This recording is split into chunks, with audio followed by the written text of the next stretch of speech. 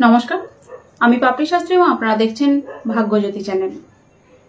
আগামী 2025 সালে কি লেখা আছে ধনুরাশির ভাগ্যে? অবশ্যই ধনুরাশির মানুষদের নিয়ে অনেকগুলো ভিডিও করেছি এবং সেখানে ধনুরাশির মানুষরা এই বছর যে অনেকটা সমস্যার সম্মুখীন হয়েছেন, সবাই অবশ্যই নয়, তবে বেশিরভাগ ক্ষেত্রেই ধনুরাশির মানুষরা বিভিন্ন রকম সমস্যার সম্মুখীন হয়ে রয়েছেন এবং তারা ঠিক কী ধরনের পরিস্থিতির মধ্যে রয়েছেন সেই নিয়ে বিস্তারিত আলোচনা বিভিন্ন ভিডিওতে করেছি এবং সেখানে অনেক মানুষই আপনারা রয়েছেন যারা জানতে চেয়েছেন যে ধনুরাশির আসলে ভালো সময় কবে আসবে।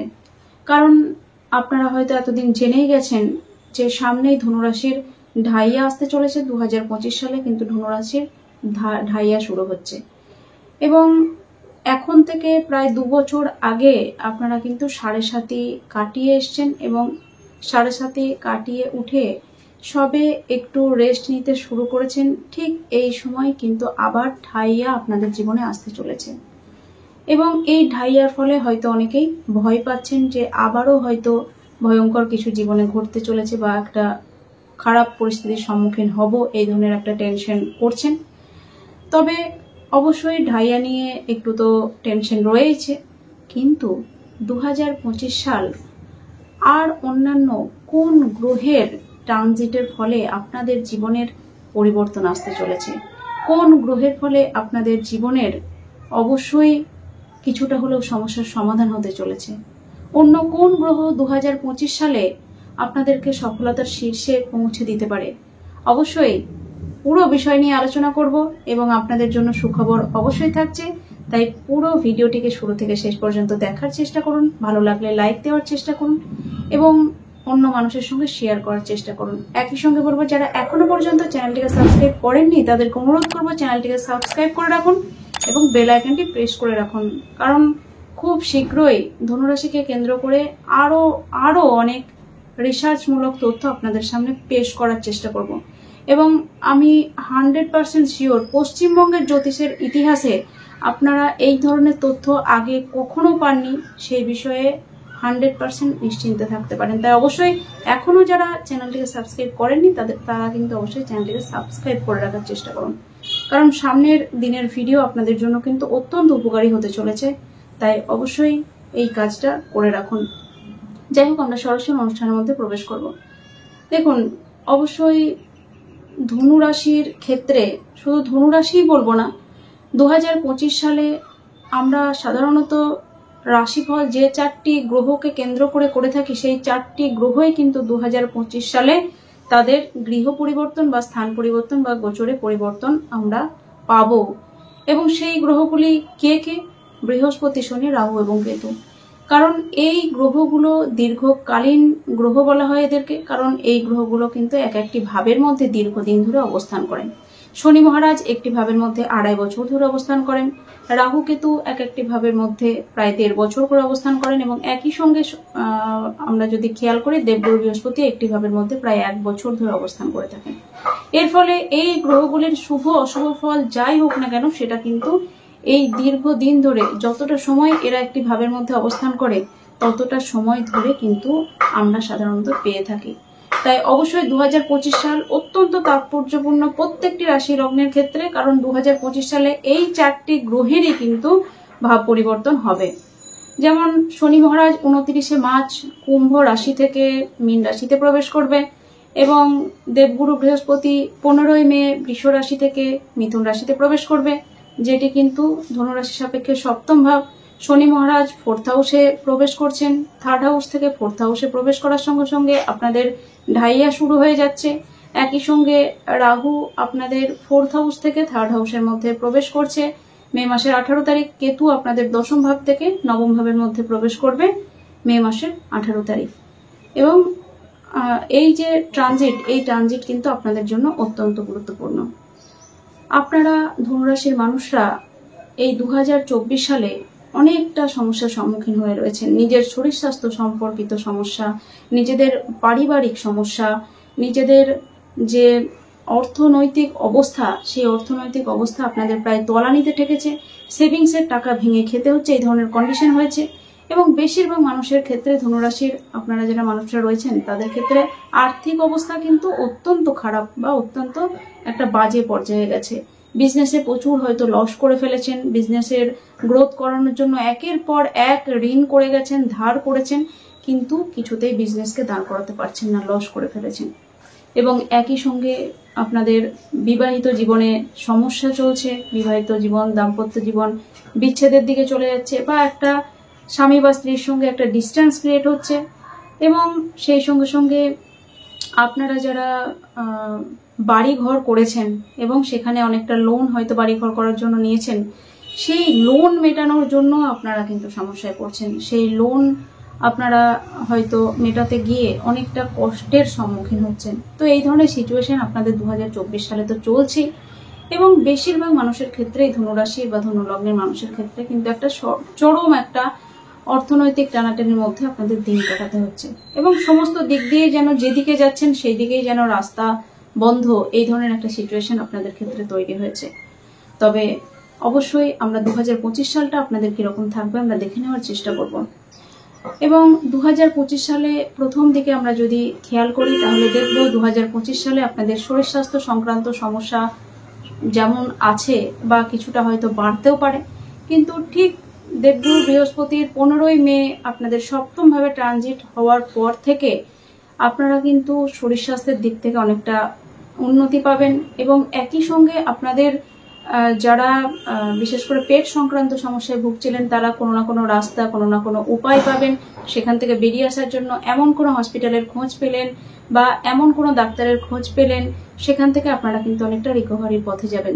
যেই রোগে ভুগুন না কেন, আপনাদের শরীর স্বাস্থ্যের বেশ কিছুটা ডেভেলপমেন্ট কিন্তু এই 2025 মে মাসের পর থেকে দেবগুরু বৃহস্পতির সপ্তম ভাবে প্রবেশের সঙ্গে সঙ্গে সেইটা দেখতে পাওয়া যাবে। এবং বছরের প্রথম দিকে কিন্তু শরীর স্বাস্থ্য নিয়ে একটু ভুগতে হতে পারে, শরীর স্বাস্থ্য সংক্রান্ত সমস্যায় পড়তে পারেন, এবং সেইটা কিন্তু রিকভারি হতে 2025 মে মাসের পর যখন দেবগুরু বৃহস্পতি ট্রানজিট করবে আপনাদের সপ্তম ভাবে, সেই সময় কিন্তু অনেকটা আপনারা সেই জায়গাটায় রিকভারি পাবেন। একই সঙ্গে বছরের প্রথম দিকে আপনাদের হাঁটু গোড়ালি বা ব্যাক পেন বা আর্থারাইটিস বা আপনাদের স্পন্ডেলাইটিস এই জনিত ব্যথা জনিত সমস্যা কিন্তু বাড়তে পারে, সমস্যা আপনাদেরকে বেশ কিছুটা ভোগাতে পারে। তাই অবশ্যই সেই দিকে কিন্তু সাবধানে থাকতে হবে। তবে 15 মের পর থেকে সেই সমস্যা অনেকাংশে কমবে, সেটা বলা যেতে পারে। একই সঙ্গে আমরা বলবো যে যখনই শনি মহারাজ আপনাদের 4th হাউসে ট্রানজিট করবে, অর্থাৎ মার্চের 29 তারিখ থেকে, মার্চের 29 তারিখের পর থেকে কিন্তু মন মানসিকতার দিক থেকে আপনাদের অনেকটা সমস্যা আসবে। ছোটখাটো বিষয়ে অনেক বেশি টেনশন করবেন, মায়ের শরীর স্বাস্থ্য সংক্রান্ত সমস্যায় ভুগতে হতে পারে, মায়ের ক্ষেত্রে ব্যথাজনিত সমস্যা বাড়তে পারে, এবং একই সঙ্গে মায়ের সঙ্গে আপনাদের বনিবনা হচ্ছে না বা মায়ের সঙ্গে কিছু ঝগড়া ঝামেলা অশান্তি এই ধরনের সমস্যা কিন্তু হতে পারে। তাই অবশ্যই সেই জায়গায় আপনাদেরকে কিন্তু বেশ কিছুটা সাবধানে থাকতে হবে। একই সঙ্গে আপনাদের মনে একটা মানসিক স্যাটিসফ্যাকশনের অভাব কিন্তু ঢাইয়া শুরু হওয়ার সঙ্গে সঙ্গে শুরু হয়ে যাবে, এবং এই ঢাইয়া শুরু হওয়ার সঙ্গে সঙ্গে আর যে সমস্যাগুলো হতে পারে, আপনাদের টাকা পয়সার যে আর্থিক জায়গাটা, সেই আর্থিক জায়গাটা একটু সমস্যার মধ্যে পড়তে হতে পারে। আবারও হয়তো কোনো না কোনো কারণে আপনাদের ঋণ বা লোন নিতে হতে পারে। একই সঙ্গে পুরনো কোনো শত্রু জেগে উঠতে পারে, পুরনো কোনো শত্রু আপনাদের সঙ্গে শত্রুতা করতে পারে। এবং আপনারা যারা কম্পিটিটিভ এক্সাম দিচ্ছেন, কম্পিটিটিভ এক্সামের ক্ষেত্রে হয়তো সামান্য কিছুর জন্য কেটে যাচ্ছে, কিছুতেই যেন কম্পিটিটিভ এক্সামটা ঠিকঠাক হচ্ছে না, এই ধরনের সমস্যা কিন্তু আসতে পারে। এবং একই সঙ্গে আমরা দেখব যে আপনারা যারা বিভিন্ন রকম রোগ বালাই সংক্রান্ত সমস্যায় ভুগছেন, তাদের ক্ষেত্রে কিন্তু অবশ্যই রোগ বালাইয়ের ক্ষেত্রে পুরনো যে রোগ রয়েছে সেই পুরনো রোগ বৃদ্ধি পেতে পারে, এবং এই পুরনো রোগ আপনারা অনেকটা রিকভারি পেতে পারেন 15ই মের পর যখন দেবগুরু বৃহস্পতি সপ্তম ভাবের মধ্যে প্রবেশ করবেন। কিন্তু শনি মহারাজ যখন ঢাইয়া শুরু করছেন তারপর থেকে কিন্তু রোগ বালাই আপনাদের ক্ষেত্রে বৃদ্ধি হতে পারে, এবং মে মাসের পরে দেবগুরু বৃহস্পতির ট্রানজিটের পরে কিন্তু সেই রোগ থেকে আপনারা বেশ কিছুটা বেরিয়ে আসার রাস্তা পাবেন। এবং অবশ্যই এই জিনিসটা কিন্তু আপনাদের মাথায় রাখতে হবে যে যাদের জন্মছকের মধ্যে ষষ্ঠ ভাব এবং দেবগুরু বৃহস্পতির অবস্থান ভালো রয়েছে, বা শনি মহারাজের অবস্থান ভালো রয়েছে, পাপপীড়িত অবস্থায় কোনো মতেই শনি মহারাজ নেই, তাদের ক্ষেত্রে কিন্তু অনেকটা পজিটিভ ফলাফল আমরা লক্ষ্য করব। এবং যাদের জন্মছকের মধ্যে শনি মহারাজের অবস্থান অত্যন্ত নেগেটিভ, দুস্থানগত বা পাপপীড়িত অবস্থায় রয়েছে বা নিচস্থ অবস্থায় রয়েছে এই শনি মহারাজ, তাদের ক্ষেত্রে কিন্তু একটু ক্রিটিক্যাল সিচুয়েশন হতে পারে ঢাইয়াতে অবশ্যই। তাই সেই দিকে কিন্তু সাবধানে থাকতে হবে। এখন থেকে মেন্টাল প্রিপারেশন নিতে হবে। এখন থেকে কোনো ভালো অ্যাস্ট্রোলজারকে দিয়ে আপনার জন্মছকের প্রেডিকশন করিয়ে আপনারা অবশ্যই তার কথা মতো, তার গাইডেন্স মতো যদি চলতে পারেন, তাহলে কিন্তু সামনের দিনের সমস্যাকে আপনারা অনেকটাই কম করে নিতে পারবেন, সেটা বলা যেতে পারে। এবং আমরা একই সঙ্গে দেখব যে এই যে দেবগুরু বৃহস্পতির সপ্তম ভাবের মধ্যে ট্রানজিট, এটা কিন্তু অত্যন্ত তাৎপর্যপূর্ণ এবং আপনাদের জন্য এটা এই বছরটা একটা স্মরণীয় বছর হতে পারে। যদিও ঢাইয়া চলবে, তবুও বলবো এই বছর আপনাদের জন্য স্মরণীয় হতে পারে। কেন হতে পারে? কারণ দেবগুরু বৃহস্পতি সপ্তম ভাবের মধ্যে ট্রানজিট করছে এবং এই দেবগুরু বৃহস্পতি আপনাদের রাশির বা তথা লগ্নের অধিপতি এবং একই সঙ্গে 4th হাউসের অধিপতি। যখন দেবগুরু বৃহস্পতি আপনাদের রাশি বা লগ্নের অধিপতি, অর্থাৎ আপনাদের শরীর বা মনের যে অধিপতি, সেই অধিপতি যখন সপ্তম ভাবে অবস্থান করে আপনাদের রাশি লগ্নকে দেখবে, তখন কিন্তু আপনাদের মধ্যে অনেকটা পজিটিভ এনার্জি কাজ করবে, আপনাদের মধ্যে একটা কি বলবো গুড মেন্টালিটি কাজ করবে এবং আপনাদের মধ্যে একটা স্পিরিচুয়ালিটি বা আধ্যাত্মিকতা অবশ্যই দেখা যাবে।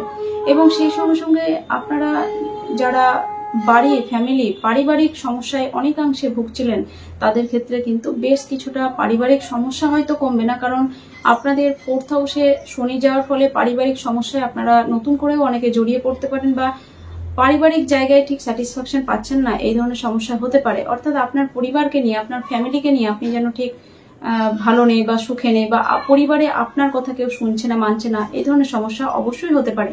কিন্তু আপনি অনেকটা অ্যাডজাস্ট করে নিচ্ছেন, আপনি অনেকটা মানিয়ে গুছিয়ে নিচ্ছেন, এই ধরনের বিষয় কিন্তু অবশ্যই দেখা যাবে 2025 সালে।